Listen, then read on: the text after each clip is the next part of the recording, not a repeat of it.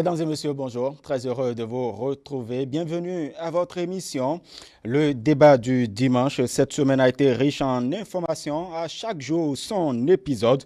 La ferveur électorale prend peu à peu ses marques. 5 partis politiques détiennent pour l'instant le récépissé provisoire de mise en conformité. Certaines forces politiques phares de l'opposition ne l'ont pas eu. Elle projette une marche demain, lundi, à Cotonou. Pendant ce temps, le parti FCBE introduit à nouveau son dossier au ministère de l'Intérieur pour l'obtention du certificat.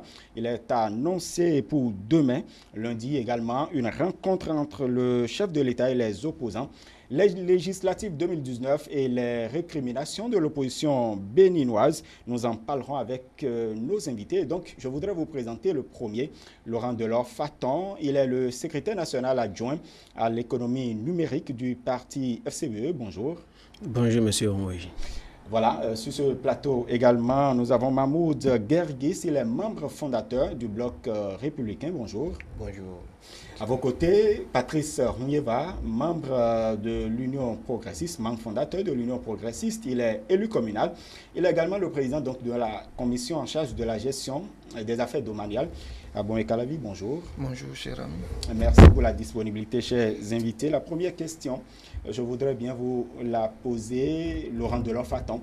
Où en est-on avec le parti FCBE en ce qui concerne sa participation aux prochaines législatives?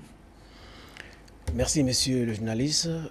Je voudrais d'abord saluer vos téléspectateurs et préciser une chose. Vous aurez l'obligation de m'accorder la parole 2 fois, chaque fois, parce que j'ai en face de moi 2 mouvanciers. Je suis le seul opposant sur le plateau. Alors, vous avez demandé à savoir... La configuration politique de l'Assemblée nationale y oblige. Vous avez cherché à savoir où est-ce que nous en sommes. Tout à fait. Le parti FCBE est prêt pour les élections législatives 2019. Nous avons fait tout ce qu'il faut faire pour être présent à cette élection et pour le moment, nous n'avons aucune inquiétude.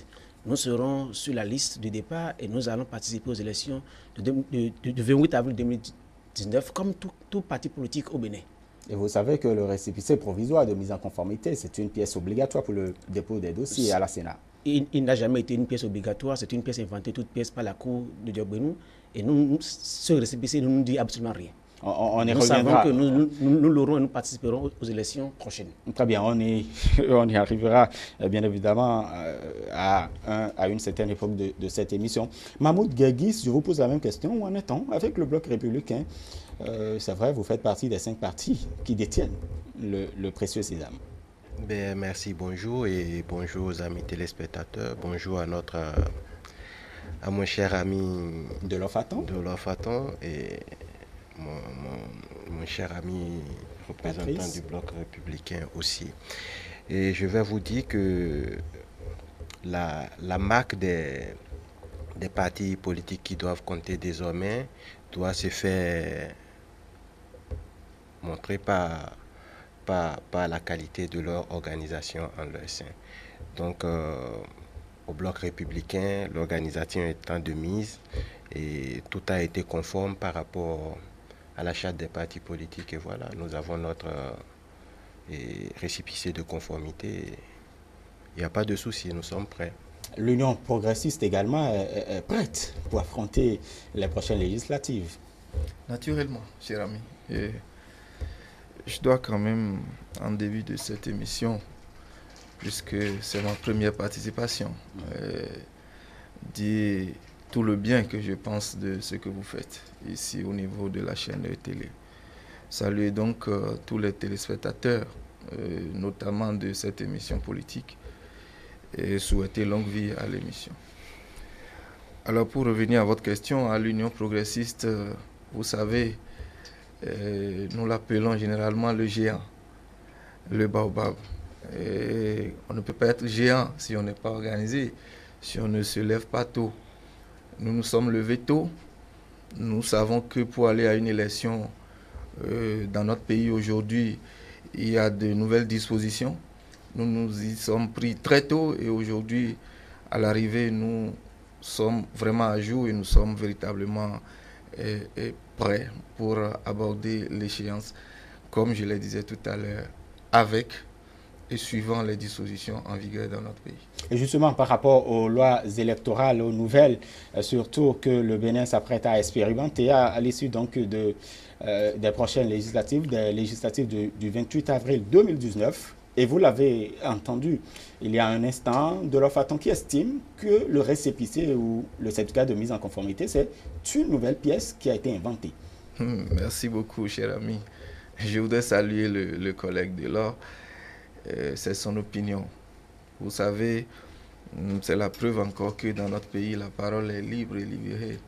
Chacun a son opinion sur les questions. Mais je pense qu'il doit être d'accord avec moi que dans un pays, lorsqu'on parle des élections, ce n'est pas un hasard. Les élections sont basées sur un certain nombre de choses. Et la première pour moi, c'est qu'il y a d'abord le dispositif légal et juridique qui est mis en place. Ensuite, il y a les acteurs. Et puis ensuite, on a les différents organes qui sont en charge de ces élections-là. Alors, on ne peut pas se lever et dire, comme ça, comme il a dit, que c'est des pièces inventées. Et je ne peux pas croire que mon ami est en train de dire là que la Sénat n'est plus l'organe qui organise les élections et que la Cour constitutionnelle n'est plus l'institution qui régule les élections législatives dans notre pays. Écoutez, nous n'allons pas verser dans cette polémique-là et je pense que nous avons un dispositif qui a prévu les conditions pour aller aux élections. Nous avons les organes qui sont en charge de nous rappeler ces conditions. C'est ce qui a été fait. Et comme on le dit, avant, dans notre pays, on pouvait aller aux élections de façon indépendante. Mais vous savez, aujourd'hui, avec la charte, si vous n'êtes pas présenté par un parti, vous ne pourrez pas prendre part à une élection législative. Et du coup, il faut forcément qu'un parti vous présente. Mais c'est quoi le parti? Le parti, il répond à un certain nombre de critères, conformément aux lois en vigueur. Il faut donc d'abord s'assurer que l'institution ou la structure qui veut présenter le candidat soit elle-même une institution viable et légale. Je crois que, visiblement, c'est le contraire qui nous aurait surpris. Demander que n'importe quel groupe constitué aille présenter des candidats pour aller assumer une fonction aussi importante que celle de député à l'Assemblée nationale nous aurait surpris. Il est nécessaire aujourd'hui qu'a priori, il faut vérifier si la structure en question répond aux normes pour pouvoir présenter des candidats. Parce qu'une fois qu'elle présente des candidats, ces candidats sont susceptibles d'aller représenter toute la nation à l'Assemblée nationale. Très bien. Delors Faton, pourquoi dites-vous justement que le certificat de mise en conformité est une nouvelle pièce? Vous savez, mon ami Ronleva, je pense, Ronleva a fait beaucoup d'amalgames et j'aurais voulu quand même il faut répondre d'abord. Il clarifie certaines choses. Il faut répondre à ma question d'abord. On n'a jamais participé aux élections législatives au Bénin en tant qu'indépendant. C'est toujours en tant que parti politique. La Constitution est claire, la charte est claire. Nous avons de nouvelles lois électorales. Non, ça n'a jamais été le cas. On participe toujours. Nous parlions des élections générales. Il y a des élections où on participe en indépendant au Bénin, pas le passé. D'accord, très bien. Je rectifie. Delors Faton, avant qu'on y aille véritablement, Delors Faton, pourquoi dites-vous que le certificat de mise en conformité est une nouvelle pièce? Oui, c'est la question que j'y répondrai. Mais avant de répondre, je dois dire une chose. Il ne faut pas que je fasse le débat de manière décousue. Excusez-moi. Allez-y. Il ne peut pas me dire que je renie le droit à la Sénat ou à la Cour d'être les organes à charge de l'élection. Au Bénin, je suis démocrate. Et nous savons depuis 1994 que la Sénat est instituée et la Cour constitutionnelle est une institution républicaine. Ce sont ces institutions qui se chargent des élections. Tout le monde le reconnaît. Mais aujourd'hui, de quoi parlons-nous? Nous savons qu'il y a au Bénin un dispositif législatif qui organise les élections. Et nous avons aussi le protocole de la CEDEAO qui est assez clair. On ne touche pas aux lois électorales 6 mois avant les élections. C'est dans cette logique que l'Assemblée nationale a tout fait pour voter la charte et le code électoral avant les 6 mois avant les élections. Aujourd'hui, on se retrouve avec une Cour constitutionnelle qui sort une notion qui n'a jamais été votée par les députés à l'Assemblée. La Cour constitutionnelle n'est pas une institution législative. Elle est là pour régler les contentieux, pour juger de la conformité des comportements des citoyens par rapport à la Constitution. Alors, le récépissé dont on parle, le certificat de conformité dont on parle aujourd'hui, existe dans quelle loi de la République au Bénin? Aucune loi. Alors que c'est l'Assemblée qui nous donne les lois. Tant que l'Assemblée n'a pas précisé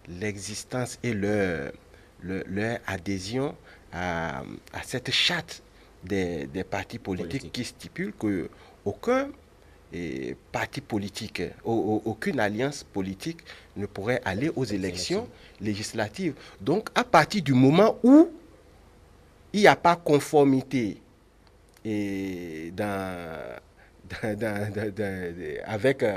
de leur parti politique par rapport à cette nouvelle charte, il reste donc une alliance.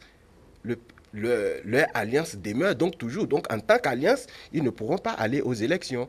Il va falloir qu'on les reconnaisse en tant que parti politique. Il nous dit tout à l'heure qu'après leur congrès, que le ministère de l'Intérieur leur a délivré un récépissé provisoire. Un récépissé. Mais à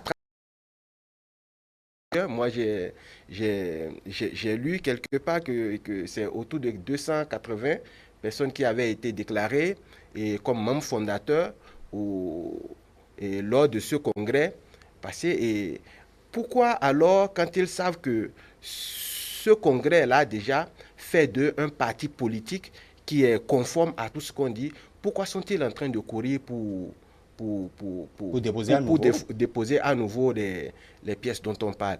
Est-ce que les critères qui sont en train de les frapper aujourd'hui ont été énumérés le jour où on a constaté qu'ils sont défaillants par rapport aux dispositions qu'ils devraient réglementer? Mais non, et leur revendication allait être assez juste si c'était tout avant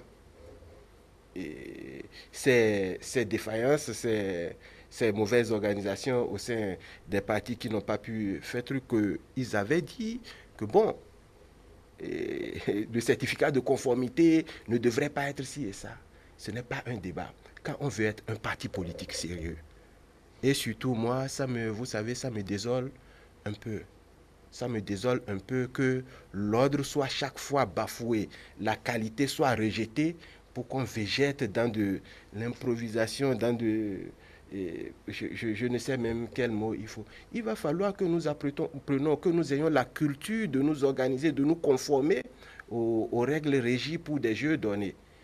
Donc, ce que mon ami est en train de dire tout à l'heure, il va falloir qu'il commence par un peu se remettre en cause, voir les structures de leur parti qui s'occupent de toute façon, des élections. Vendredi dernier, ils ont tout de même introduit un nouveau dossier pour l'obtention de ce certificat. Ben voilà, c'est une raison de plus, monsieur le journaliste, pour qu'ils commencent par présenter leurs excuses à leurs militants et autres pour n'avoir pas fait les choses dans les règles de l'art et qu'ils sont en train de chercher à rattraper au lieu de chercher à créer de la tension inutile là où cela n'en vaut pas la peine. Patrice Rougneva, nous parlons de certificat de mise en conformité. Vous avez parlé d'organisation, de structuration.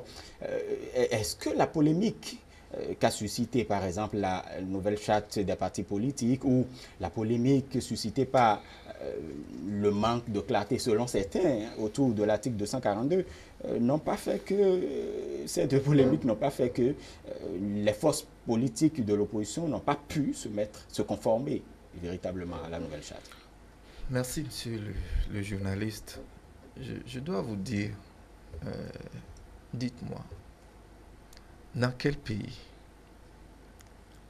les règles électorales n'ont jamais été objet de commentaires? Non. Les commentaires sont libres. Mais quand on est dans un pays démocratique, il y a des règles qui sont établies. La première chose, c'est de savoir si ces règles ont été établies par les structures compétentes ou les institutions compétentes. Si la réponse est oui, c'est que quel que soit l'angle dans lequel vous vous positionnez, vous vous soumettez à ces règles-là. Vous savez,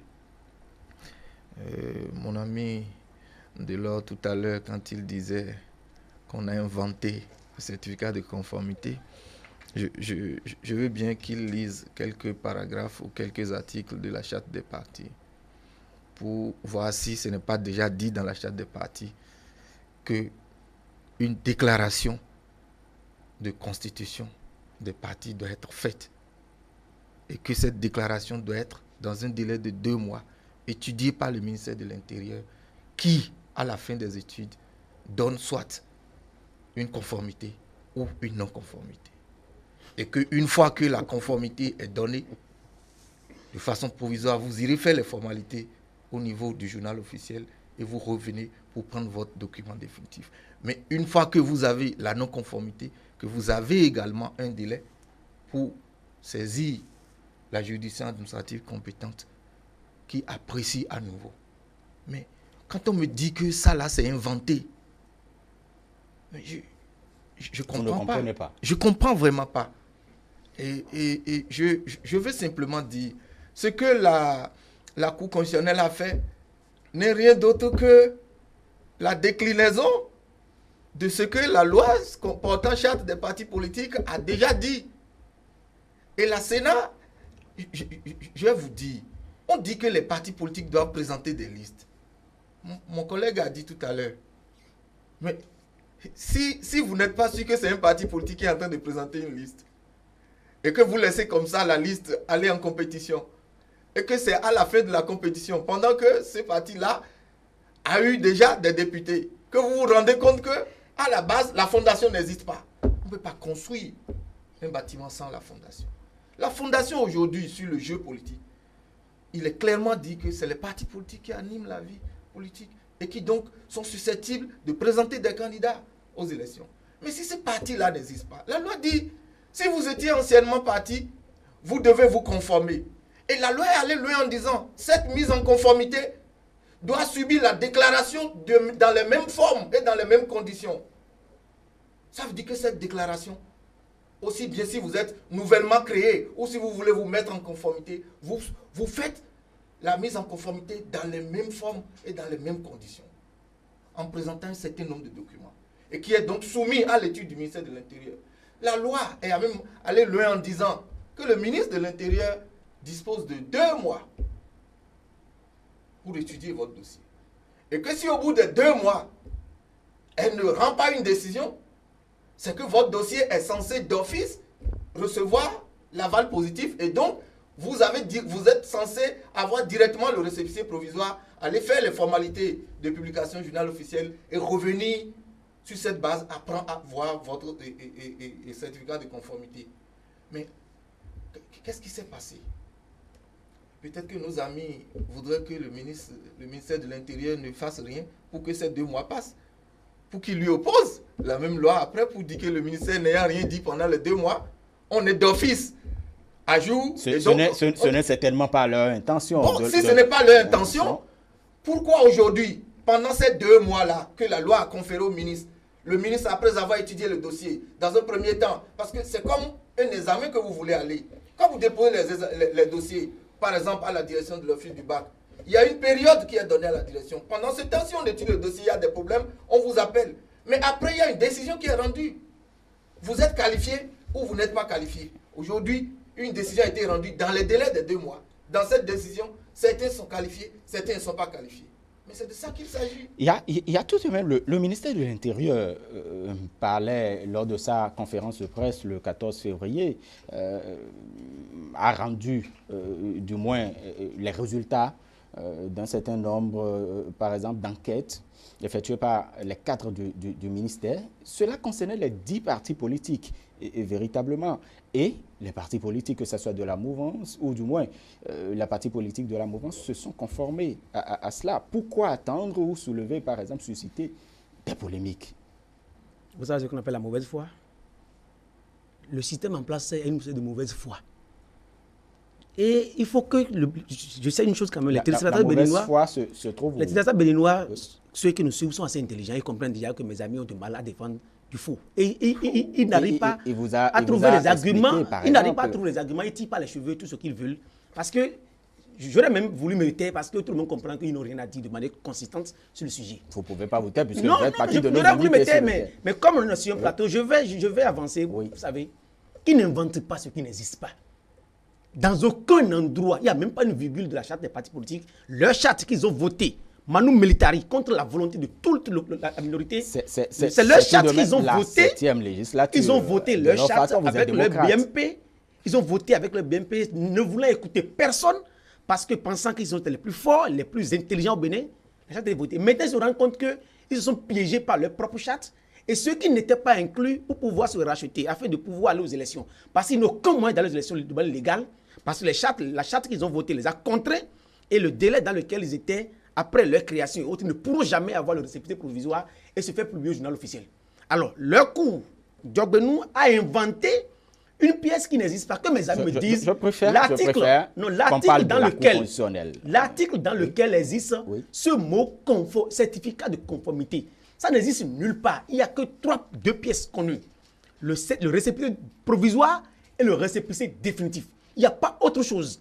Le reste, c'est du dilatoire. Et tous les téléspectateurs béninois sont assez intelligents. S'ils connaissent l'article, ils me citent l'article. Et qu'on le lise. Avant que vous le continuiez, je voudrais savoir pourquoi, par exemple, pourquoi alors vous avez déposé les dossiers pour l'obtention de ce certificat ou de ce récépissé s'il n'existait pas. Quand vous êtes démocrate dans un pays et qu'un système de loi est voté, vous vous conformez. La loi demande qu'on se conforme à la charte. Nous conformons seulement à la charte. Cette affaire de pièces de certificat ne nous concerne en rien.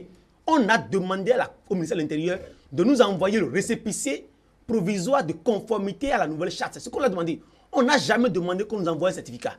Mais comme c'est le ministère qui est en charge de donner, ils ont voulu, avec la complicité de leur cour de leur Sénat, donner ce qu'ils ont voulu donner. Il n'y a aucun problème. Mais la grande question qui se posait est ceci.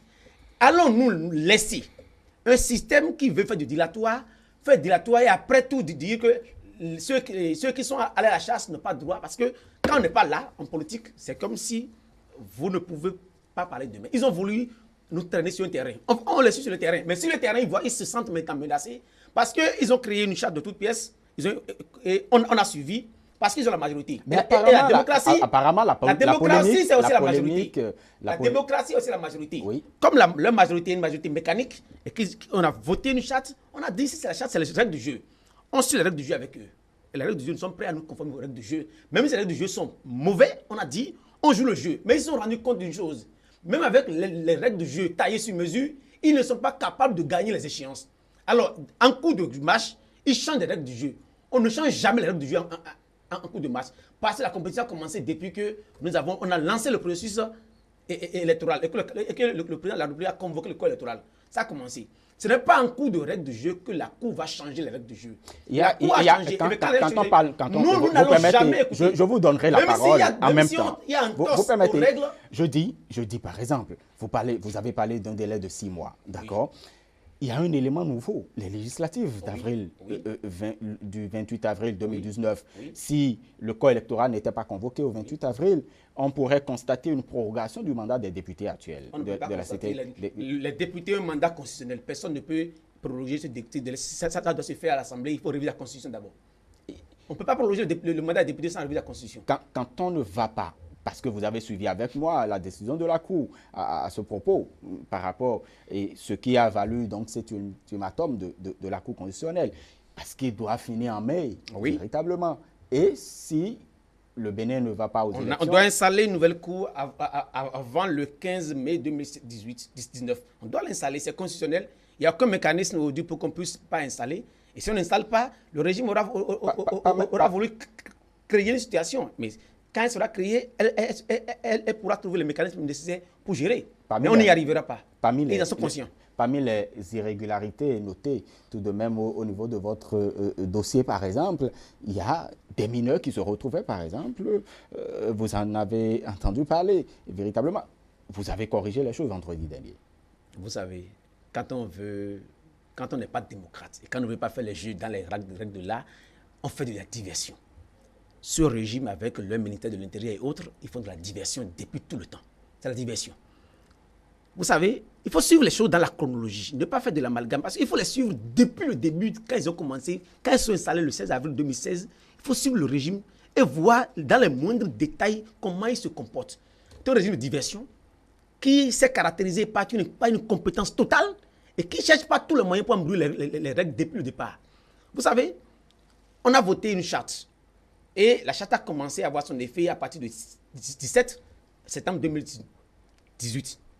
Et les premiers partis politiques ont commencé par déposer le dossier en octobre. Et ce n'est que le 2 janvier, que le ministre de l'Intérieur juge utile d'installer une commission qui va s'occuper de l'étude des dossiers. C'est lui-même qui l'a dit la dernière fois, le 4. Ça veut dire qu'il a attendu 3 mois pratiquement sans mettre en place la commission qui va étudier le dossier. Alors qu'il a conscience bien que cette commission a une responsabilité lourde par rapport aux élections à venir. Et ce n'est qu'à partir du 4 janvier qu'il installe la commission. Quand il l'installe une fois, la commission prend tout son temps pour donner l'avis de non-conformité aux partis politiques. Le 4, nous avons reçu pour nous le 4 février, qu'il y a des irrégularités, ce qui est normal, c'est une œuvre humaine. Et quand on a demandé qu'il y ait des irrégularités, notre parti s'est hâté pour se conformer à toutes les irrégularités constatées par le ministère de l'Intérieur. Et nous lui avons renvoyé les observations faites. Et on était là, quand subitement, le 21 passé, on nous rappelle notre secrétaire national pour lui faire une nouvelle notification, pour lui dire qu'il y a des irrégularités qui sont encore constatées. Mais, tenez-vous bien, ces irrégularités nouvelles n'ont jamais été constatées lors de la première observation du 4 février. Ça veut dire qu'on peut juger la même chose deux fois. Et que cette commission n'a pas fait de bon travail, parce que vous dites aux gens que vous n'êtes pas conforme parce qu'il y a telle chose. Et quand on s'est conformé à toutes les irrégularités... Le parti FCBE n'est pas le seul parti à passer par cette enquête. Vous savez, je constate malheureusement que c'est les partis de l'opposition qui ne sont pas intelligents dans ce pays et qui ne sont pas sérieux et qui sont mal organisés. Et que fort heureusement, les partis de la mouvance sont les plus intelligents. Nous avons désormais au Bénin deux clans de la société. Il y a ceux qui sont de l'opposition qui sont inintelligents, qui sont inorganisés, et ceux qui sont de la mouvance sont les intelligents. Il y a une formation politique de l'opposition qui a reçu c'est le constat. Il n'y en a aucune formation politique de l'opposition. La FCDB. Elle n'est pas de l'opposition, elle est bien de la mouvance. Vous n'êtes pas membre de ce parti. Vous n'êtes pas membre de ce... Et là encore, puisque le dossier vous intéresse, il faut que j'y revienne.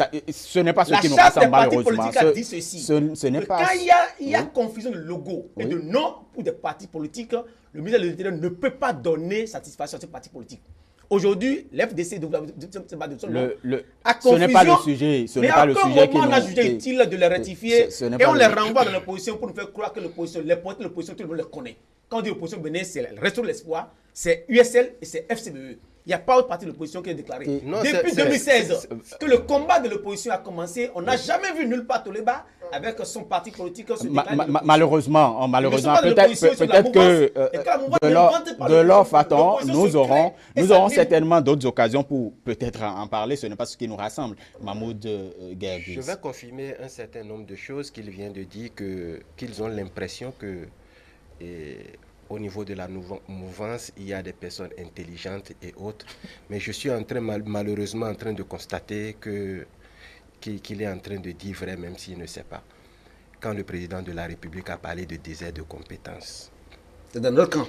Je vous dis, chers amis, que je suis malheureusement en train de constater que des cadres de notre nation qui ont pu se mettre ensemble dans une dite opposition, ne peuvent pas avoir des conseillers juridiques de taille pour lire une charte qui doit leur permettre de se mettre en conformité à travers les dossiers qu'ils doivent aller déposer. Et je vais, comme il a dit qu'il faut qu'on suive une sorte de chronologie, je vais faire une sorte de rétrospection pour vous dire que le parti FCBE est de nature désordonnée. Permettez-moi, parce que je veux vous donner des preuves. Moi, je viens de Parakou, où des élections et plusieurs élections ont été organisées. Il faut aller demander au parti FCBE comment est-ce qu'ils se sont organisés pour ne pas déposer les dossiers des conseillers locaux et du quartier Zongo, par exemple, pour lesquels ils ont présenté des candidats qui sont allés aux élections, ils se disent qu'ils ont gagné. Mais à la fin, allez voir si un d'entre eux est installé, parce qu'en son temps, leurs dossiers n'ont pas été déposés à la cour. Voilà comment est-ce qu'ils savent s'organiser. Donc, il ne faut pas qu'on vienne à la télé parce qu'on peut parler, parce qu'on peut jeter du discrédit sur les autres, raconter des trucs qui n'existent pas. On parle de conformité.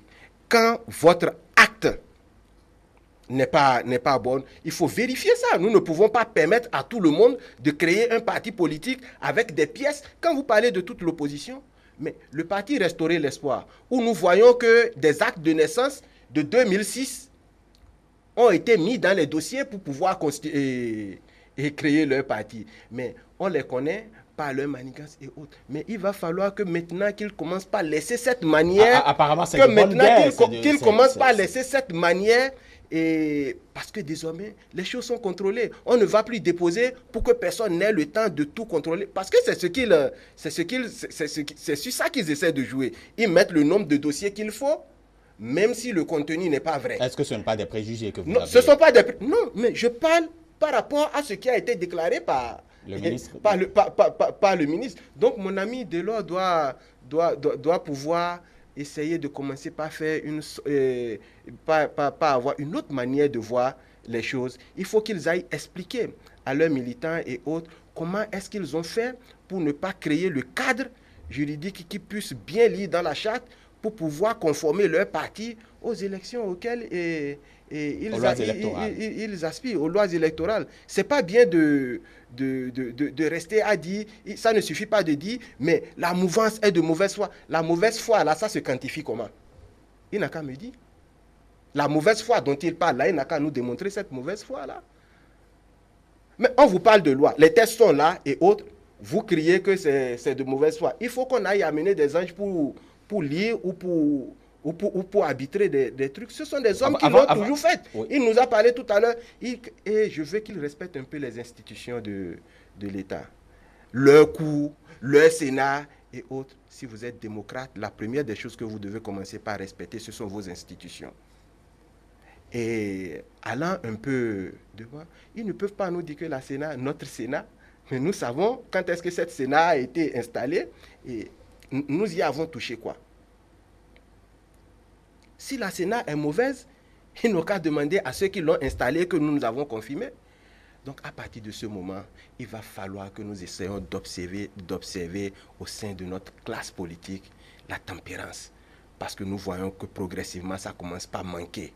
Les jeunes, surtout que nous sommes, commencent par manquer de la jugeote.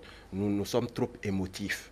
Il faut qu'on soit objectif. Très bien. Avant de retrouver Patrice Rounyeva, je voudrais tout de même demander à Delors Faton, les polémiques suscitées, les récriminations, est-ce une stratégie politique?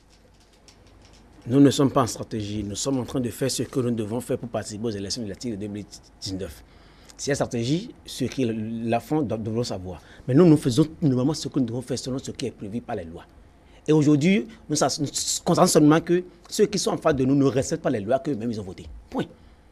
Et face au non-respect des lois qu'ils ont votées, nous devons réagir. Et nous réagissons chaque fois que nous sentons qu'on ne respecte l'existence de nos institutions. Mahmoud en a parlé. La Cour, les institutions ou les organes qui interviennent dans le processus électoral au Bénin. Quand les institutions commencent par créer des polémiques inutiles, il faut qu'on en doute. Qu'on doute de la qualité des hommes qui dirigent nos institutions désormais. Parce que quand des institutions vont au-delà de leurs prérogatives, il faut qu'on s'interroge.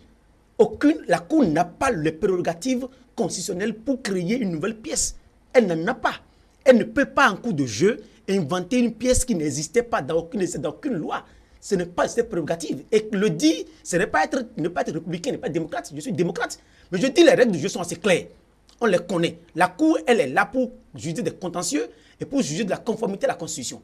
La Cour ne peut pas inventer en cours de jeu une règle. Quand la Cour le fait, permettez-moi de dire que c'est la Cour de Benou. Parce que la Cour de Bénin ne peut pas aller jusqu'à cette extrémité. Et quand on me dit que nous ne sommes pas démocrates, qu'avons-nous fait pour ne pas être démocrates? Parce qu'il faut qu'on suive la procédure. Ce que les tests ont dit, nous l'avons fait. Et suivant les tests, nous poursuivons. Quand le ministère, la première fois, a fait les observations, le 4 février, aucun parti politique n'a rien dit. Nous n'avons rien dit. Nous sommes hâtés pour nous conformer. Mais quand nous déposons, parce qu'il faut que chacun quand même fasse de la logique. Vous avez dit que le parti politique n'est pas conforme parce qu'il y a telle chose à faire. Nous les avons tous fait, nous avons déposé. Vous n'avez rien trouvé à dire par rapport à ce que nous avons déposé. Il y a tout de même des insuffisances au niveau de votre propre statut, par exemple. Non, écoutez-moi. Vous n'avez rien trouvé à dire par rapport à vos associations personnelles. Et maintenant, vous revenez sur de nouvelles observations auxquelles vous n'avez jamais fait allusion dans votre première observation. Ça veut dire que cette commission fait du mauvais travail. A priori, c'est comme on dit, il fait du mauvais travail. Mais quand on fait une seconde lecture, on comprend que la commission, les gens sont de mauvaise foi. Pourquoi les observations qui sont faites la dernière fois, à la veille du dépôt des dossiers, n'avaient pas été faites la première fois? Pourquoi n'ont-ils pas pris le temps qu'il faut pour nous faire toutes les observations à temps, afin qu'on puisse y satisfaire? Ils ne le font pas, parce qu'ils font les autres le 4 février. Et on attend le 21. alors que la date de dépôt de dossier a commencé. Et c'est le jour qu'on nous notifie que nous avons de nouvelles observations. Pourquoi n'ont-ils pas fait ces observations à temps? Pourquoi on nous coince dans un délai? Et vous nous dites que quand on le fait, on ne peut pas réagir parce qu'on n'est pas démocrate, parce qu'on n'est pas républicain. Mais ça sort de l'entente. Ça ne sonne pas bien quand on a des autorités dans un pays démocratique. Nous n'avons pas, nous, la prérogative de juger de la conformité ou non de nos dossiers. C'est eux. Et ils ont les moyens de l'État pour y arriver. Quand ils ont pris les dossiers, ils devraient nous faire les observations à temps. Et on y conforme. Pourquoi ces observations? Aujourd'hui, parce que vous parlez aujourd'hui qu'on n'a pas signé le PV, le statut. Ce sont les observations qu'on a dit, le PV, le statut. Nulle part, ce n'est prescrit. On dit qu'on signe la déclaration, administrative. C'est ça que vous signez.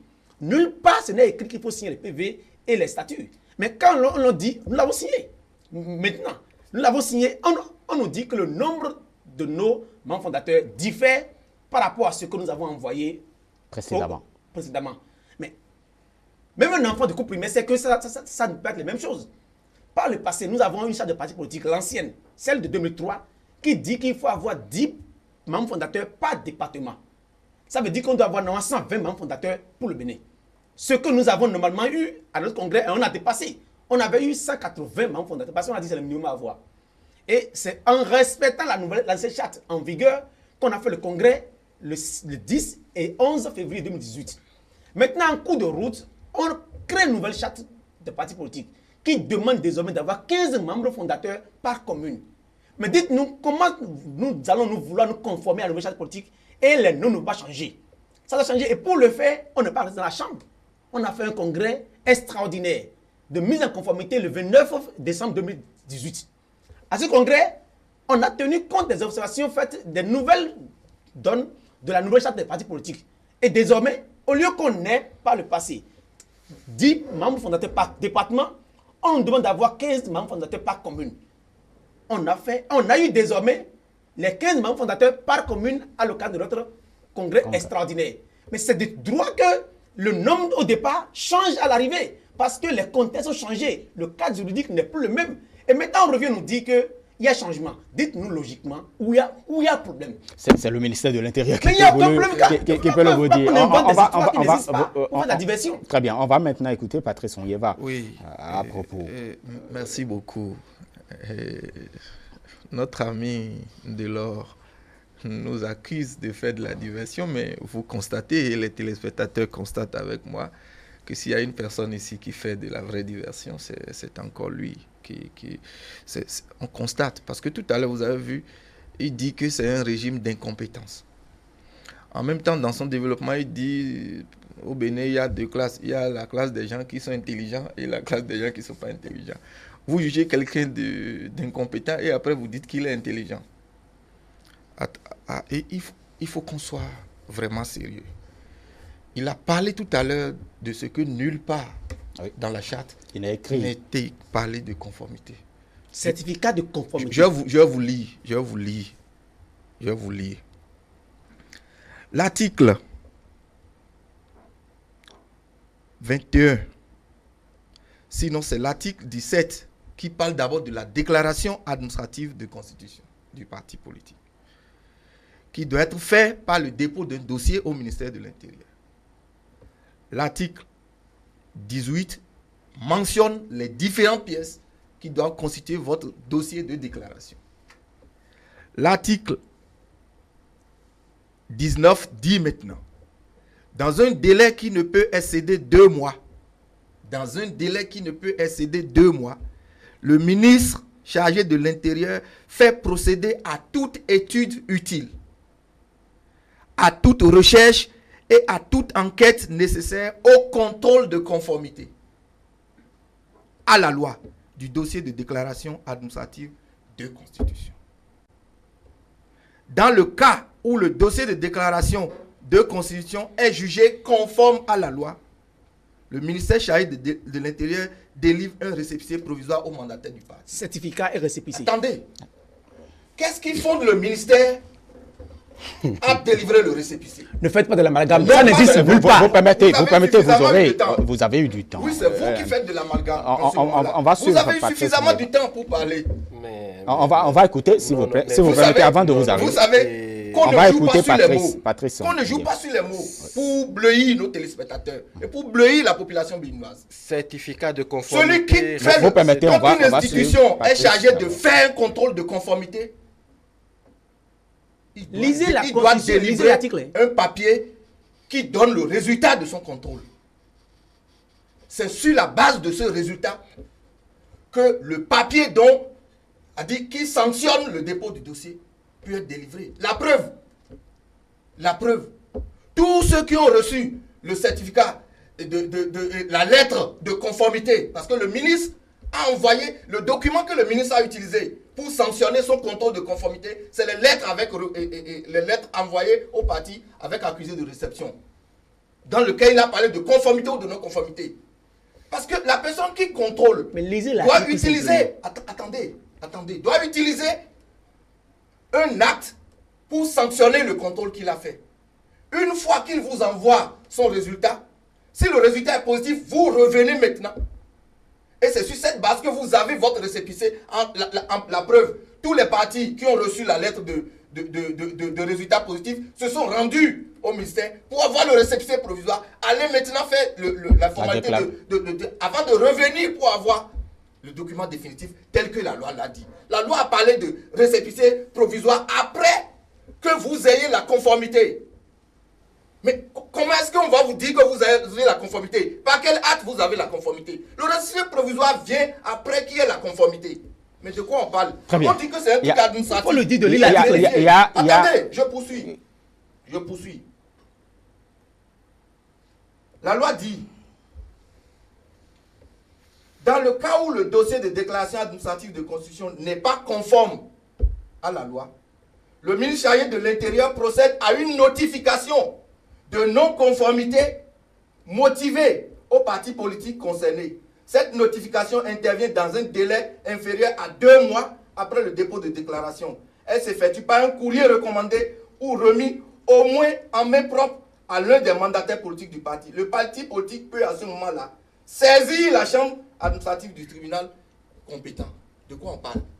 C'est tellement clair. Aujourd'hui, les partis qui ont reçu cette lettre recommandée avec non-conformité, si elles estiment que quelque chose ne leur plaît pas, c'est à la chambre administrative, dans un délai de 2 semaines. Très bien. Et d'autres formations. Je vais finir très rapidement. Je vais finir rapidement en disant qu'on cesse de vilipender nos institutions et qu'on cesse de parler de cours. On change. Quelle règle du jeu on change au cours du jeu? Que les gens nous disent quelle est la règle du jeu qui est changée au cours du jeu. Cette charte-là ne fait pas partie du dispositif légal qui va dans le processus électoral. Le code électoral ne fait pas partie du dispositif.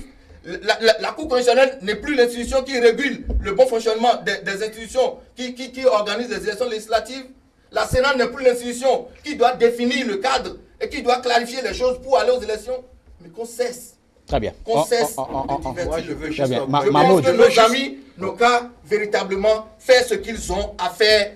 Ils ont dit qu'ils sont des démocrates. Quand on est démocrate, on lit les textes. Quand on les lit et que cela vous donne des obligations, vous les accomplissez. Vendredi dernier, je peux vous rassurer, vendredi dernier, comme je l'ai dit assez sur cette émission, ils se sont, ou du moins ils ont introduit un nouveau dossier, donc pour se conformer. Moi, je pense bien que nous sommes en train de courir sur un terrain où il n'y a pas trop de problèmes. Nos amis d'en face ont juste un manque de dispositifs d'analyse de la charte. Parce que le problème qui se pose à leur niveau, que je constate malheureusement maintenant, c'est un problème d'organes qui doit leur expliquer si celui qui a reçu leur dossier a le droit de certifier leur dossier conforme à ce que la charte a demandé ou non conforme. Mais quand mon cher ami me dit que nulle part il n'est écrit, je ne sais pas s'il est un père de famille. quand il a, s'il a d'enfants. Non, permettez, c'est un exemple que je veux donner. Quand vous finissez d'enfanter, mais plus personne aujourd'hui ne doit vous brandir des panneaux publicitaires pour vous dire, mais allez déclarer votre enfant et il y a la sage-femme qui doit confirmer que l'enfant là est né à telle heure dans telle maternité ou autre. Donc si leur dossier n'est pas conforme, je ne crois pas que le ministre de l'Intérieur, Saka Lafia, certifie. Au fait, la certification, c'est une responsabilité que le ministre de l'Intérieur prend en ce moment-là par rapport à sa fonction. Mais quand on me dit que cela ne doit exister, donc ils veulent qu'on continue à l'ancienne. Et quand on amène les dossiers, on dépose parce qu'ils sont assez beaux. Permettez-moi, parce qu'ils sont assez beaux, il faut qu'on ne les contrôle même pas, qu'on range et qu'on leur délivre et le récépissé ou provisoire ou comment est-ce qu'il l'appelle. Mais écoutez, soyons un peu sérieux. Quand nous devons vouloir un pays assez démocrate, il va falloir que nous commençons par respecter les règles et lois que nous établissons à cet effet. Nous ne pouvons pas ne pas lire la charte et nous l'expliquer. Venir sur un plateau, commencer par dire tout ça là, ça laisse à désirer. Et vous savez ce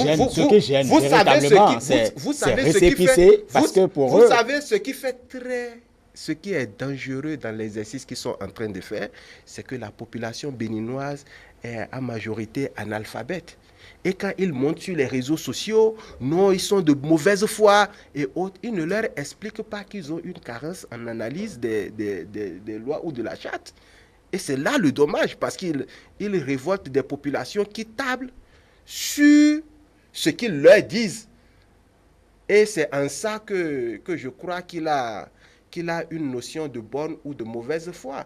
Ils essaient de transformer leur mauvaise foi en bonne en expliquant ce qui n'existe pas à la population à la base pour pouvoir les révolter. Mais ces temps-là sont révolus parce que toutes ces populations-là ont aussi... On ne va pas parler de révolte, ce n'est certainement pas leur intention. Et voilà. De leur façon, ce qui vous gêne, c'est récépissé certificat. Parce que c'est ce que j'ai compris. Il a lu l'article. Mon ami a lu l'article. Mais quand vous vous référez, je vous donne cela, certainement vous l'avez lu aussi. Tout le monde a compris l'article. Quand vous voyez, par exemple, vous savez, il y a un parti politique qui a publié quand même ce qu'il a reçu de la part du ministère. C'est bien également écrit récépissé. Moël Bénin, je voudrais nommer. Et donc, c'est ce qui vous gêne, alors qu'avec le récépissé, vous pouvez également évoluer dans la procédure. Vous savez, il ne faut pas faire d'amalgame là où il n'existe pas. Tout à l'heure, il a lu. J'étais tellement heureux qu'il ait lu même l'article. Oui. Et nulle part, on a parlé de certificat de conformité. Nulle part. Non, nulle part on a parlé. Oui. Mais la Sénat a demandé que les partis accompagnent la liste des candidats avec le certificat de conformité. Parce qu'on est dans le droit, plus dans le droit. Le certificat de conformité n'a aucune valeur juridique sur les tests en République. Mais la Cour et la Sénat l'ont consacré comme désormais un papier à valeur juridique. Il faut que cette notion-là, on y tienne. Vous faites du débat. Parce que ça n'existe nulle part dans l'article à lui. Il ne l'a jamais dit, il n'a pas de certificat. Il n'y a pas la conformité ou la non-conformité. Il n'y a pas de certificat. Vous comprenez? Alors, le récépissé ne vous donne pas le droit de l'existence. C'est quand vous avez le récépissé que vous êtes allé vous publier au journal officiel que vous avez une existence légale. Vous comprenez? Alors, quand les gens auront le récépissé, ils n'auront pas le temps d'aller au journal officiel pour être conforme, pour être légal avant qu'on ne déploie le dossier. C'est vous qui jugez. Tout l'amalgame est là. Et comme on sait que les partis de l'opposition, leur parti ne peuvent jamais... Comme il y a un élément nouveau, il y aura une célérité, certainement. Vous avez également appris l'Union progressiste qui a évolué qui a pris d'abord le récépissé provisoire, qui est allé au journal officiel, fait la formalité, et donc, revenir pour avoir le document définitif qui va être inséré au dossier. Il pourra y avoir une célérité, par exemple. Vous savez, il ne faut pas qu'on joue sur des mots inutilement pour distraire l'opinion publique nationale et internationale. La loi a prévu une procédure. Suivez la procédure et le jeu est clos. Mais la procédure est suivez la procédure et on n'a jamais dit. C'est que je ne veux pas qu'on fasse un débat du surplace. Je veux que le débat évolue. Ce débat, on l'a évolue avec son débat, moi je l'ai déjà vous-même. La loi a prévu qu'on ait un récépissé provisoire et qu'on a un journal officiel, on revient, on a un récépissé définitif. Point. que tout le monde se conforme à ça. Et nous, on n'a pas ce problème. Bon. Parce que nous n'avons pas ce problème, parce que nous avons déjà un récépissé provisoire. Ah non, votre récépissé provisoire est caduque. Maintenant, je me caduque pas la sortie de la nouvelle charte. Nous sommes déjà publiés au journal officiel et nous avons jusqu'en mars, le 17 mars, pour nous conformer. Ça veut dire que du moment où on n'a pas atteint le 17 mars, nous sommes encore juridiquement reconnus au Bénin. Ça veut dire que nous devons déposer nos dossiers légalement à la Sénat. Mais la Sénat décide de nous bloquer pour dire que nous devons avoir d'abord un autre papier qui n'est pas légal. Mais cette décision de la Sénat ne s'impose pas qu'à vous. Elle s'impose à tout le monde. Mais je dis que cette décision, elle n'est pas normale parce qu'elle ne respecte pas le droit positif du béninois. Mais dans le même cas, nous n'avons jamais dit que nous n'allons pas nous conformer. Nous avons dit que nous sommes la procédure normalement pour nous rendre légal au Bénin, selon la nouvelle charte. Et nous connaissons la procédure. Mais aujourd'hui, on fait les choses comme si il y a une intention pour bloquer les partis de l'opposition. Quand vous prenez tout à l'heure ce que vous disiez tout à l'heure par rapport à tous les partis, parce que le débat, je n'ai pas voulu que le débat s'accentue simplement sur l'FCBE. Parce que justement, on ne voudrait pas faire une citation. C'est un débat de l'opposition béninoise au Bénin. Oui. Quand vous prenez les associations faites à restaurer l'espoir, il n'y avait rien à reprocher à restaurer l'espoir. Mais on lui a fait des notifications qui n'avaient aucun sens. Et tout le monde, quand le restaurer l'espoir a repliqué au ministère, vous avez vu, ils ont dit qu'il y a des gens qui étaient mineurs. Alors que le moment où le parti est en 2006, si les gens étaient mineurs, alors que c'est un dossier de conformité. On veut juger ceux qui sont conformes aujourd'hui en 2018 à 2006. On dit que ceux-là, en 2006, ils étaient mineurs. Alors que le parti allait se conformer. Ça veut dire qu'on doit tenir compte de l'âge des individus par rapport à 2018. On dit non, que ceux-là, au moment où le parti était mineur. Ça ne suit aucune logique. C'est du non-sens complètement. Et c'est pareil pour tout ce qu'on a évoqué pour l'espoir. Quand vous allez au niveau de USL, on dit que le président Diabon ne peut être président d'honneur de USL parce qu'il est condamné. Mais vous avez vu tous quand même que le type, sa condamnation n'est pas définitive et n'a jamais été notifiée dans le casier judiciaire. Sur quelle base le ministère de l'Intérieur peut se baser pour dire que celui-là, il ne peut pas être président d'honneur, alors que normalement, dans les dossiers même déposés par l'USL, le nom de l'intéressé ne figure même pas. Son nom ne figure parce qu'un président d'honneur, ce n'est pas quelqu'un qui est membre du parti. C'est une personne morale qu'on prend pour... C'est une personne morale qu'on prend pour accompagner et appuyer un parti politique. C'est quelque chose qui est normal, qui est connu de tout le monde. Quand on dit président d'honneur, il n'est pas un membre fondateur. Il est un individu moral qu'on prend pour accompagner. Et aujourd'hui, dans les dossiers pour USL, Adjavon n'est pas membre du parti. Membre du parti. Il est président d'honneur. Et on dit que... Parce que vous permettez, on va mais écoutez, il faut bien noter ça, on va suivre là-dessus. On fait un débat d'un niveau quand même assez élevé et très sérieux.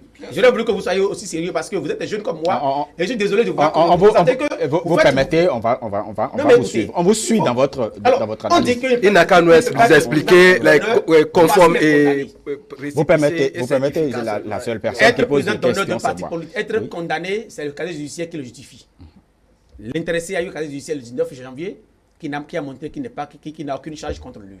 Et sur quelle base juridique le ministre de l'Intérieur s'est appuyé pour dire. Et c'est pour ça que je disais tantôt au départ que tout le monde croire que l'opposition béninoise, nous sommes les hommes intelligents, nous sommes les idiots de la République, et ceux qui sont la mouvance, c'est les intelligents de la République. Avançons. Le Bénin nous appartient à nous tous, il n'appartient pas à ceux-là. Est-ce que quand le Bénin nous appartient à nous tous, il n'appartient pas. On verra tout à l'heure qui est intelligent ou qui ne l'est pas. Il n'y a que le temps qui est le maître de tout. Et l'histoire du Bénin n'est pas réinventée. Ce qui se passe aujourd'hui, nous avons pire que ça. Donc on sait que là où ça s'est terminé, on connaît là où ils vont finir bientôt. Ce n'est pas de la prophétie, c'est une évidence. Parce qu'on fait de l'agitation stérile, on tend les nez à tout le monde parce qu'on sait qu'il n'y a aucun moyen pour qu'on gagne les élections prochaines. Vous savez, il faut les observer. Quand ils ont commencé leur mandature, c'est un mandat de Django. On n'est pas en train de faire le bilan de la gouvernance. Vous permettez, on n'est pas en train de faire le bilan de la gouvernance. Est-ce que vous permettez de leur faire attendre? Vous projetez, les forces politiques de l'opposition projettent une marche demain. En quoi cela pourrait corriger les choses véritablement? Nous ne sommes pas ici dans notre QG, nous sommes sur un plateau de télévision. Les questions de stratégie relèvent de nos QG. Ce sont les QG qui en décident et qui en débattent. Il est annoncé aussi, je reste toujours avec vous avant de retrouver Patrice Onyeva et Mahmoud Gaïgis, il est annoncé une rencontre avec le chef de l'État parce que vous avez quand même soumis au chef de l'État une lettre. Oui. Oui, la rencontre. La lettre a été soumise à une période, à un moment donné, et la demande répondait à un impératif de moment donné. Mais aujourd'hui, d'autres données sont rentrées en jeu et à chacun des forces politiques de l'opposition de juger de la recevabilité ou non de la demande du chef de l'État. Puisque vous êtes membre du bureau politique. C'est demain, vous saurez quelle est la position des partis de l'opposition par rapport à la citation de la demande du chef de l'État par rapport à notre doléance. Demain, vous saurez ce qu'en est décidé et ce qu'est si vous êtes journaliste. Et l'opinion publique nationale et internationale saura ce que l'opposition fera de cette volonté de recevoir nos membres ou pas. Est-ce que les récriminations de l'opposition béninoise, ce n'est pas aujourd'hui les récriminations de l'opposition béninoise à l'approche des échéances électorales, est-ce que nous ne sommes pas dans une constance? Vous savez, c'est pour que la démocratie avance que chaque fois on fait les élections. C'est pour corriger l'état du passé qu'on fait tout. Mais l'apparence que moi j'observe personnellement est que plus on avance, plus on recule. Il reste quand même suffit que ce qui a été fait de mauvais par le passé, qu'on puisse le corriger, que chaque jour on en avance.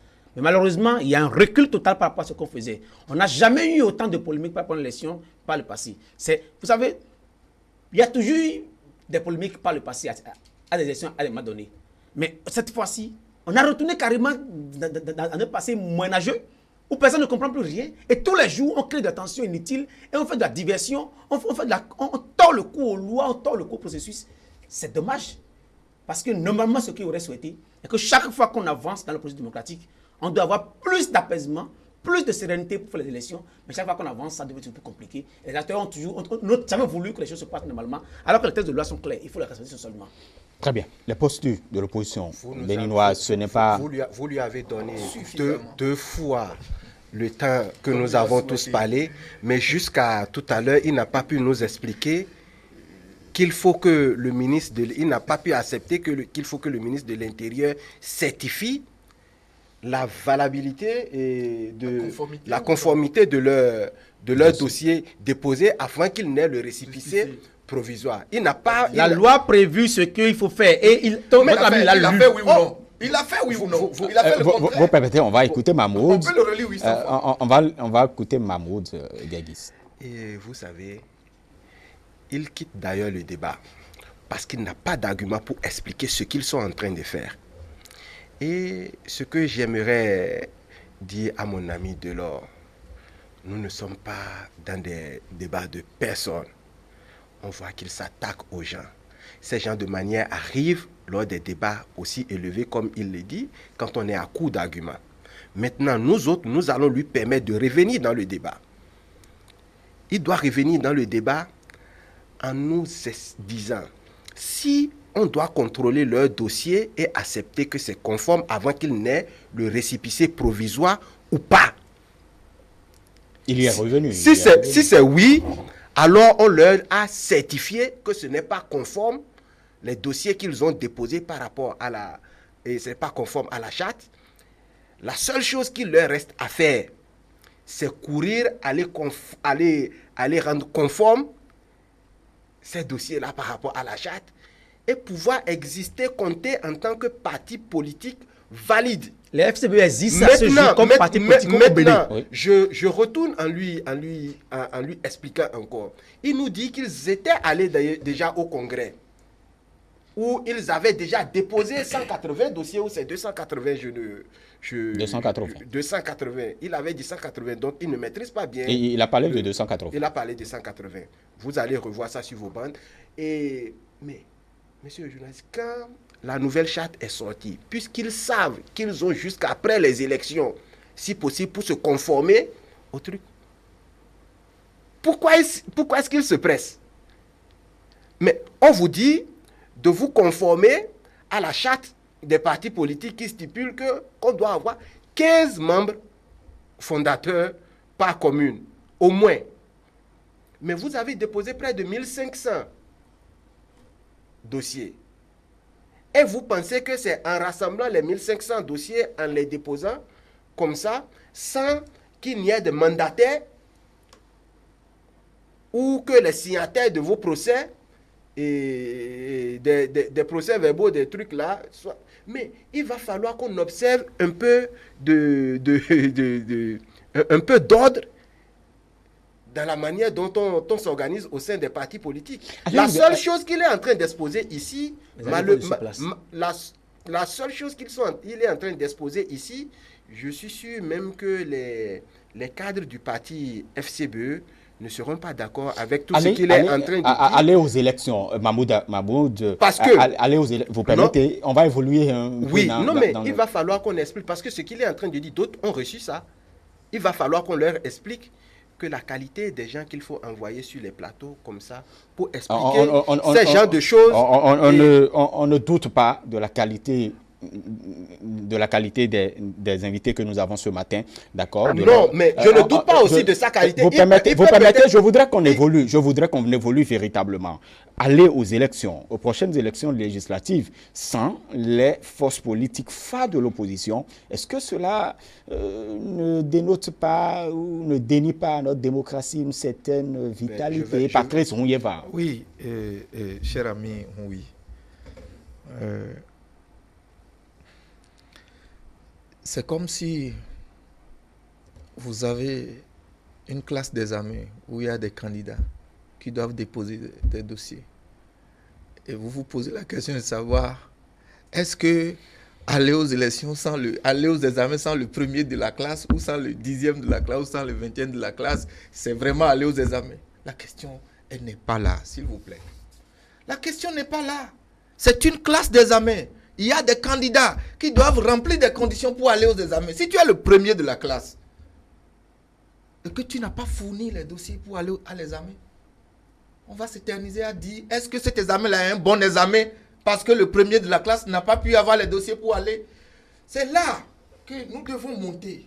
Nous devons élever le débat. Dans notre pays, je constate, et je l'ai dit tout à l'heure, c'est de bonne guerre. Quand on ramène des questions comme ça et pour embrouiller les populations, nous sommes là pour éclairer. Et nous sommes à la base. Nous sommes là pour éclairer les populations. La question n'est pas là. Dire que parce que tel est de telle couleur ou telle couleur, il a rapidement dit tout à l'heure qu'il ne reconnaît pas un certain parti. Vous l'avez dit, FCDB comme un parti de l'opposition. C'est comme si c'est nous, individus, aujourd'hui, qui nous transformons à la place des institutions pour dire qu'est-ce qu'un parti est en termes de positionnement politique dans notre pays. Mais c'est le contenu. C'est la seule chose sur laquelle vous vous basez pour juger le placement politique d'un parti aujourd'hui. C'est sur sa ligne politique qui est dans sa déclaration de candidature. Mais dans la déclaration qu'on dépose, dans le dossier de dépôt, il y a également une pièce qui montre clairement quel est votre positionnement politique sur l'échiquier. Mais ce parti-là, dans son dossier, l'a dit et mentionné bien clairement qu'il est de l'opposition politique. Mais mon ami vient sur un plateau de télévision à la place de ce parti-là, dire que ce parti n'a jamais été un parti de l'opposition. Je ne vais pas rentrer dans le fond de ce débat. Mais c'est pour vous dire, en vérité, la question de la conformité ou non est une question totalement objective. Elle n'est pas subjective. Elle n'est pas adressée à un parti X ou à un parti Y. C'est une question qui concerne tous les candidats à l'examen. Vous êtes un candidat à l'examen, voilà les dossiers qu'il vous faut. Et pour chaque dossier, voilà le cheminement. Mais dans chaque dossier, il y a des organes qui sont chargés de dire si votre papier il est bon. Si c'est un acte de naissance, il y a la structure qui dit si c'est un acte de naissance valable. Si c'est une photo d'identité, il y a la structure qui voit si c'est photo fond bleu ou photo fond blanc. Mais chacun joue son rôle. À la fin, si vous respectez ce qui est demandé, on vous dit vous êtes apte à aller à l'examen. C'est quand vous serez apte à aller à l'examen qu'on ira parler de quel rang et quel est votre niveau d'intelligence ou de compétence.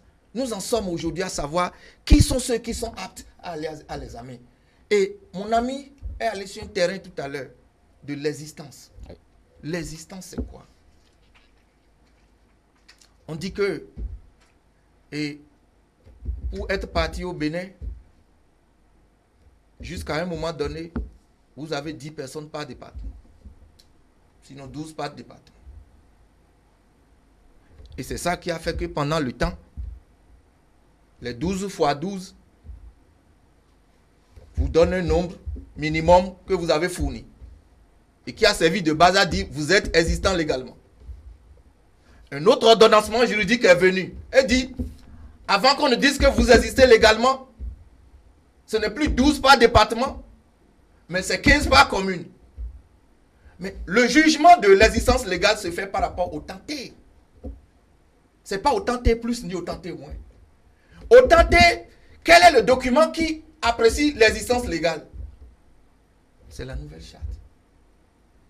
Tant que vous ne respectez pas ça, vous n'avez pas l'existence légale.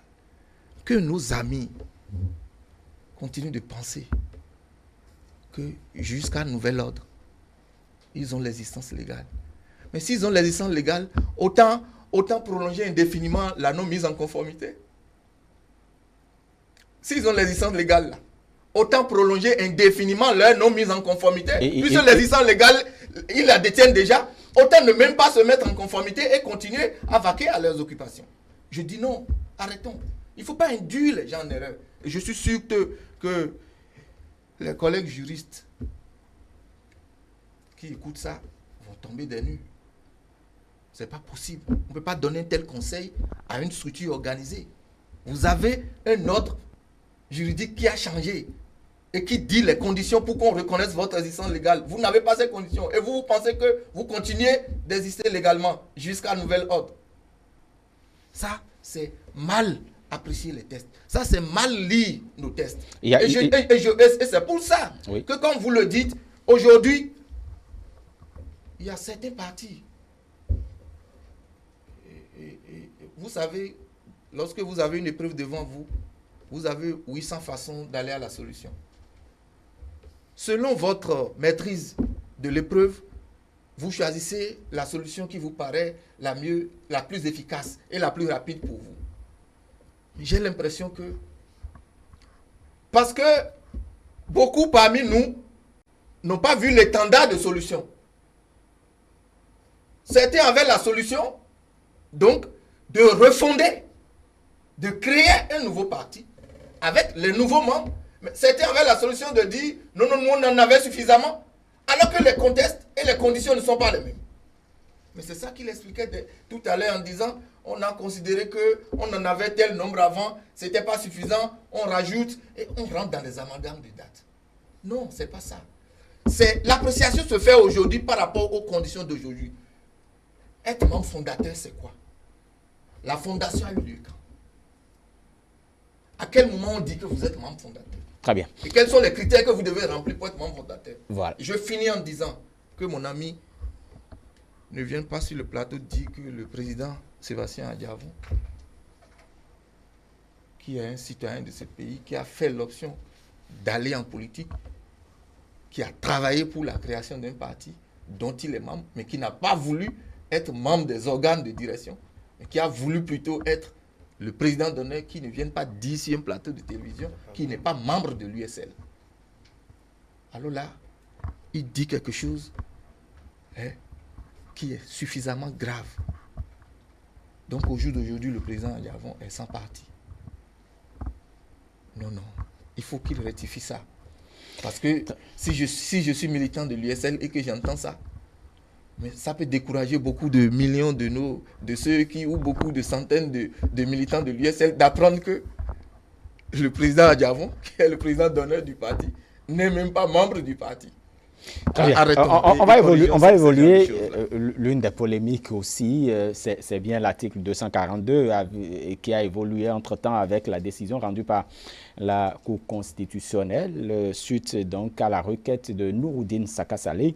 C'est vrai, des démarches ont été faites par vous, force de l'opposition, pour connaître un peu le contenu, pour mieux avoir une clarté autour du contenu de cet article. La Cour est prête aujourd'hui à pouvoir interpréter cet article.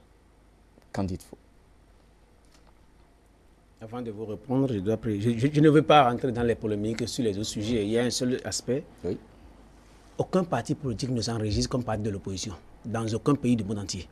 on s'enregistre comme parti politique. Et c'est au cours de l'animation de la vie politique. Il a parlé de la déclaration. De l'animation de la vie politique, qu'on est de l'opposition ou de la mouvance.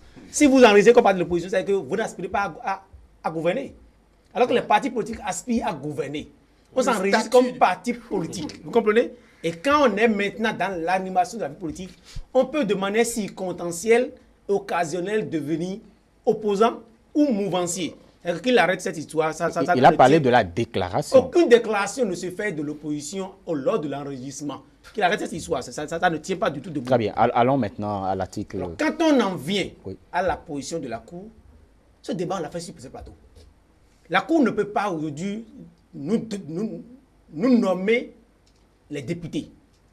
La loi qui a été votée posait problème. C'est la compréhension que vous avez. La compréhension, c'est que c'est la Cour qui a maintenant les prérogatives d'interpréter cette disposition du code électoral. Vous l'avez demandé et vous étiez, oui, mais vous étiez à la Cour. La Cour devrait normalement donner l'interprétation à tout le monde, son interprétation pour qu'on comprenne l'interprétation avant d'aller à la compétition. Mais elle se déclare être compétent pour l'interpréter au moment où il y aura contentieux. Alors que tout le monde sait que les explications par rapport à cet article posent polémique. Et tout le monde, même les gens qui ont voté cette loi, aujourd'hui ne savent pas réellement pas quel mécanisme interpréter. Et la dernière fois, vous avez su que la Sénat est venue et a donné son interprétation. Aujourd'hui, tout le monde s'en tient à l'interprétation de la Sénat, afin que la Sénat puisse suivre l'interprétation pour faire la répartition des sièges dans les élections. Mais c'est parce qu'il se posera un problème, qu'on le veuille ou pas, lors de l'interprétation. Parce que normalement, un article devrait se laisser de lui-même comprendre par l'intellectuel, bien le citoyen lambda. Mais l'article pose problème. Aujourd'hui, la Cour a dit qu'elle est compétente et comme moment opportun, elle va donner son interprétation. Ça veut dire que nous sommes dans une situation du jamais vu au Bénin. Quand on a fait les élections et que la Sénat aura donné la répartition et que les partis politiques ne sont pas d'accord, c'est à la Cour de dire maintenant, moi nous pensons que c'est telle manière qu'il faut distribuer les postes et la Cour peut remettre tout en cause ce que la Sénat aurait fait, ce que les partis politiques auraient compris. Ça pose polémique. Quand la Cour dit qu'elle est compétente, cela voudra signifier s'il y a une saisine, qu'il y a des par recours, exemple, il pourra le faire. Et donc, mais aucune loi ne devrait normalement être ainsi. La loi se laisse normalement interpréter, comprendre par tout le monde. Et aujourd'hui, ce que la Sénat dit, tout le monde reste perplexe, se dit, mais à quoi allons-nous assister réellement? La Cour a déjà décision, et nous savons au Bénin que les décisions de la Cour sont sans recours. On attend tous pour voir ce qui en sera au lendemain des élections, parce que la Sénat va donner une clé de répartition selon son interprétation de la loi. Alors que la Sénat ne devrait pas normalement avoir une interprétation de la loi. La Sénat devrait simplement appliquer la loi telle qu'elle est votée au Parlement. Mais aujourd'hui, on a vous l'avez demandé, vous étiez à la Sénat, vous avez demandé. La Sénat nous a donné sa compréhension de la loi. Elle a sorti un communiqué pour expliquer. On s'en tient à ce communiqué. Mais tout le monde sait et on est convaincu que l'article 242 pose problème au Bénin. Très bien. L'article 242, on y arrive véritablement. La Cour a tout de même évolué parce que la Cour se trouve être aujourd'hui compétente à interpréter un article. Puisque nous faisons confiance à nos institutions, ce sont... Si vous êtes en train de confirmer que la Cour a évolué et qu'elle se dit aujourd'hui prête à donner une interprétation, nos amis vont chercher leur interprétation qu'ils veulent au niveau de la Cour, si ça sera bon pour eux. Parce qu'ils ont la manie d'accorder la nature de foi que les gens ont en s'exprimant sur des faits ou des sujets donnés. Et monsieur le journaliste, c'est pourquoi on dit quand vous vous abstenez à participer à l'écriture de votre histoire, les autres vont l'écrire à votre place et vous serez obligé à un moment donné d'être en train de courir pour chercher des interprétations. C'est ce qui est en train d'arriver à nos amis aujourd'hui. Pendant que l'heure est de se concentrer pour lire dans les lignes et comprendre, j'ai l'impression qu'on ne le fait pas. On s'accorde à d'autres choses et c'est au moment où tout est calme, il faut avancer pour bloquer l'avancée des choses, qu'il commence par remuer là où c'est déjà semé et refuser à ce que ça pousse. Et monsieur le journaliste, à travers tout ce que nous avons eu à dire avec notre ami ici, nous avons tous compris que le Bénin est un pays démocrate. Et sinon, dans des pays où la démocratie n'a pas tout son sens, et mon ami Delors ne peut pas avoir cette liberté d'expression et d'opinion. Et ça fait aussi partie des valeurs démocratiques d'une nation. Et nous autres, nous sommes en train de nous concentrer sur le match, comme mon ami vient les législatives vient de le dire. Oui. L'absence du premier de la classe ou du dernier ne doivent pas être un problème pour le déroulement d'un examen dont la date et autres sont connues et dont les règles du jeu sont définies. Qui n'a pas rempli les conditions, je crois, n'a pas droit au jeu. Maintenant, s'il y a l'administration qu'ils peuvent saisir, la chambre administrative plutôt, qu'ils peuvent saisir pour aller se conformer ou pour quoi que ce soit, il faut qu'ils aillent dans ce sens au lieu d'être en train de refuser le problème qu'ils ont, parce que c'est là le mal. Pour pouvoir régler le problème que vous avez, il faut avoir le courage de faire des diagnostics vrais afin de commencer par y remédier. Mais ils refusent les diagnostics qu'on leur fait. C'est pour solutionner le problème commun. Le problème est là, ils ne peuvent pas refuser parce que tout ce qu'il est en train de dire, ça n'a pas encore touché à ce que le ministre de l'Intérieur a eu à étaler, parce qu'il est en train de parler de récépissé provisoire alors qu'on leur a donné un certificat de non-conformité. Vous nous ramenez en arrière. Mahmoud Gueguis, vous aurez peut-être dans le mot de fin, par rapport vous à aurez ça, il faut que nous essayions de voir les l'article choses. 242. Oui, je vous remercie de nous amener à opiner un peu sur la situation de l'article 242. J'ai l'habitude de dire que la loi elle est impersonnelle. Et ce que les gens doivent savoir, c'est que Patrice Mouilleva aujourd'hui est membre d'un parti de la mouvance présidentielle. Et quand vous regardez les statuts de nos partis, il y a le renforcement de la discipline au sein des partis. Mais en même temps qu'il y a la garantie du renforcement de la discipline, il y a également la liberté d'en appartenir ou d'en sortir. Ça veut dire quoi? Ça veut dire que j'aurai la possibilité demain, si je ne partage plus les points de vue de l'Union progressiste, de donner ma démission et de devenir peut-être demain être membre des Foscori, Fonds Bénin émergent. Vous voyez? Donc c'est impersonnel. Nos analyses doivent être impersonnelles et ne pas être calées sur nos positions d'aujourd'hui. L'article 242, j'ai eu à le dire sur une chaîne la dernière fois, avant même que la Sénat ne sorte. Et ça tient dans ce que notre pays a voulu faire des avancées. Vous savez, le code électoral est toujours une déclinaison de ce qu'est la charte des partis et pose ensuite des règles pour arbitrer un peu l'organisation des élections. Nous avons voté une nouvelle charte des partis qui a voulu renforcer la cohésion et l'unité nationale. Vous savez, jusqu'à la sortie de ce code, vous avez vu, on avait juste dit qu'il fallait 12 personnes, 10 personnes par département comme membres pour créer un parti. Du coup, on était dans une situation où, si je prends tout le département de l'Atlantique, si je suis de Ouida, je peux juste aller choisir les 10 personnes dans Ouida. La loi ne m'obligeait pas que les 10 personnes soient de plusieurs communes. Ça nous avait amené à des situations de partis locaux. Mais l'un des objectifs de cette réforme du système partisan, conduite par le chef de l'État, c'est de renforcer l'unité nationale. On a voulu atteindre l'envergure nationale des partis. Parce qu'en nous demandant de faire en sorte qu'au moins 15 personnes partagent la vision du parti dans chaque commune, c'est de renforcer l'étendue nationale du parti. Et ça contribue également au renforcement de l'unité nationale. Mais si vous faites ça, que vous vous entendez à renforcer l'unité nationale à travers la charte de parti, et que dans le code électoral, vous ne faites rien pour concrétiser cela, vous aurez fait une réforme législative pour rien. C'est ce qui a amené nos honorables députés à traduire dans la réalité ce qui est inscrit dans la charte pour dire on passe des partis locaux à dominance communale et qui fait aujourd'hui qu'on a des députés qui ont d'apparence députés de Calavi, députés de Soava, députés de Tchaourou, députés de Parakou, députés de Aplakou. On veut quitter ça pour avoir vraiment des députés nationaux. Mais ce qui gêne les forces de l'opposition, oui, c'est le manque de clarté de cet article, de l'article 242. Je vais en venir là. Oui. Quand vous voyez l'article, il est disposé en plusieurs alinéas.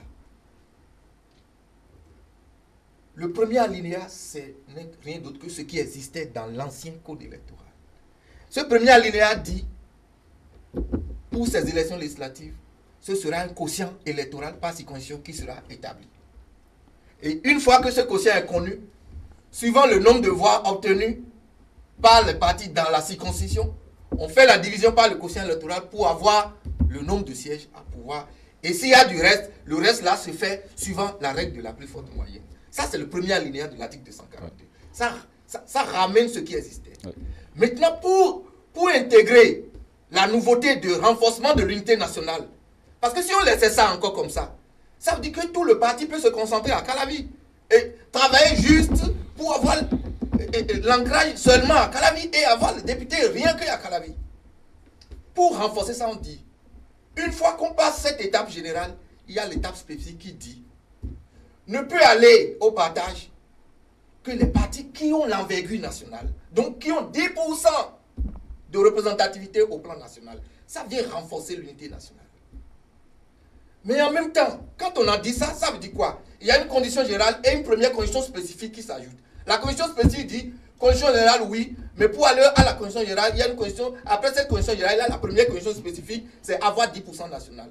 Après cette deuxième condition spécifique, les honorables députés se sont interrogés sur ce qui pourrait arriver si éventuellement c'est un seul parti qui obtenait les 10%.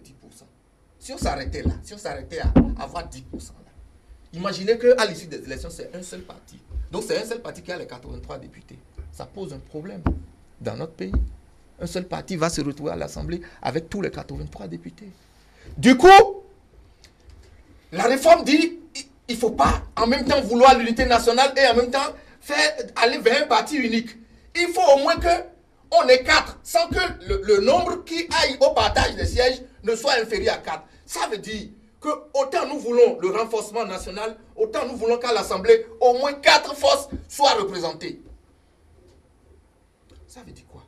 Ça veut dire que si on va aux élections avec 6 partis et que 4 ont les 10%, on aura satisfait la condition de plusieurs partis à l'Assemblée et en même temps la condition de l'unité nationale. Mais si on va et que c'est un seul qui a 10%, la loi ne veut pas qu'un seul parti donne 83 députés à l'Assemblée. La loi dit en ce moment, on rachète jusqu'à 4. Très bien, on est en train... Donc c'est cette interprétation que la Sénat est venue faire pour permettre aux gens de cesser de polémiquer. Parce qu'en vérité, ce n'est que ce que la charte des partis a consacré, que la Sénat le code électoral a décliné en ajoutant 2 alinéas à ce qui existait. Et que la Cour, ce qui s'est passé avec le recours du collègue Nouroudine, c'est que le recours tendait à faire reconnaître par la Cour constitutionnelle le déni de son rôle. La Cour constitutionnelle est là pourquoi? Elle est juge du contentieux des élections législatives et en même temps contrôleur de la régularité de la dite élection. Comment vous voulez qu'un juge ne puisse pas avoir la possibilité d'interpréter? S'il ne peut pas interpréter, il va juger comment? Très bien. Non, c'est de ça qu'il s'agit. La décision que la Cour vient de prendre pour dire qu'elle est compétente là. Oui. Elle dit, mais vous ne pouvez pas me dire de vous dire que je ne suis pas compétent à interpréter l'article. Si je vous le dis, c'est que demain, je ne pourrais même pas interpréter et trancher lorsqu'il y a problème. Très bien. Donc, l'irrecevabilité du recours, parce que le recours de notre collègue Nouroudine n'est pas allé dans le sens de demander à la Sénat qu'est-ce que ça signifie. C'est aller dans le sens de dire à la Sénat qu'elle doit se déclarer incompétente pour demain interpréter l'article. Si le recours de notre collègue était allé dans le sens de dire à la Sénat, dis-nous concrètement ce que ça veut dire, on aurait eu une décision sur ce que ça veut dire. Mais elle est allée pour dire à la Cour constitutionnelle, tu n'auras rien à dire sur cet article lorsqu'il y a problème. La Cour a rappelé que dans mon rôle de régulateur, dans mon rôle de juge du contentieux, la première chose qui est attachée à ce rôle de juge du contentieux, c'est la légalité d'interpréter le texte de loi. Très bien. Merci, chers invités. Malheureusement, nous sommes à la fin de cette émission. On va faire un dernier tour de table. Delors Faton, votre mot de fin. Je voudrais simplement dire à nos téléspectateurs et à tout le peuple béninois, en particulier à tous les militants de l'opposition, qu'il n'y aura pas d'élection en avril le 28 avril 2018 sans les forces de l'opposition. 2019 sans les forces de l'opposition. Que tout le monde se calme. On aura les élections, nous serons aux élections, nous allons participer aux élections, nous allons remporter la victoire par rapport à ces élections et nous allons rétablir la démocratie qui est aujourd'hui mise à rude épreuve. Très bien. Mahmoud Guerguis. Oui, et comme notre ami Delors Faton, nous sommes assez échauffés pour aller compétir seuls. Et un forfait, ce n'est pas ce que nous souhaitons, mais nous voudrions quand même que nos vis-à-vis aillent se conformer aux règles du jeu pour revenir en belle forme pour la compétition. Cela dit, j'aimerais dire à toute la population béninoise surtout que ce qui est en train d'être fait là aujourd'hui n'est pas en train d'être fait contre la population, mais c'est une sorte de régularisation des instances qui les représentent au niveau du dialogue national. Il va falloir désormais que cette population s'identifie à travers des structures politiques sérieuses, bien structurées et bien organisées. Donc, à travers cela, j'aimerais leur demander que si elles militaient dans des structures qui ont eu cette affaire de non-conformité, qu'elles commencent par réclamer à ces structures-là de faire les choses selon les règles de l'art pour que leur existence puisse être justifiée et valable. Très bien, merci. Patrice Rongieva. Oui, merci, cher ami. Oui, je voudrais saluer mon collègue Delors et Mahmoud pour les quelques minutes d'échange de ce matin. Vous savez, je l'ai dit tout à l'heure, la jeunesse que nous représentons ne doit pas tomber dans le décor. Nous avons à défendre des idéaux de nos partis respectifs, c'est vrai, mais en même temps, nous ne devons pas nous écarter de ce que, après tout, c'est à nous et encore à nous que la génération actuelle va léguer le pouvoir demain. Et que par rapport à ça, de nos comportements aujourd'hui à faire confiance à nos institutions, et de notre capacité à appréhender les questions de façon sereine et beaucoup plus lucide, dépendra la confiance de ces populations envers nous. Je voudrais demander, à partir de ce plateau, que contrairement à ce que j'ai entendu tout à l'heure, que l'appel du président de la République, la réponse favorable accordée à la lettre des forces de l'opposition puisse avoir un écho favorable. Parce que ce serait regrettable, une fois encore pour notre pays, qu'à cette réponse favorable du chef de l'État, le père de la nation, qui, il faut le rappeler, est une institution à part et peut également favoriser les choses, ce serait vraiment regrettable que certaines forces aient des positions polémiques par rapport à ça et ils n'auront certainement que leurs yeux pour en pleurer. C'est un appel que je fais et je demande à la population d'être serein. Personne, et je le dis, même nous, des partis qu'on parle de UP, mais moi j'attends que j'ai les candidats face à moi sur le terrain. Le problème n'est pas là, je sais que même si nous sommes 20 sur le terrain de différents partis, ma population sait la qualité intrinsèque de chacun. Elle sait qui veut à l'Assemblée. Donc on aura le temps. Oui, merci beaucoup à vous, Patrice Rongieva, membre fondateur de l'Union progressiste, Mahmoud Guerguis, membre fondateur du Bloc républicain, Laurent Delors Faton. Vous êtes membre du parti FCBE, secrétaire national adjoint chargé à l'économie numérique. Merci, chers amis téléspectateurs, de nous avoir suivis. Et donc, c'est la fin de votre émission, le débat du dimanche, le décryptage, vous l'aurez également. Merci de nous rester toujours fidèles.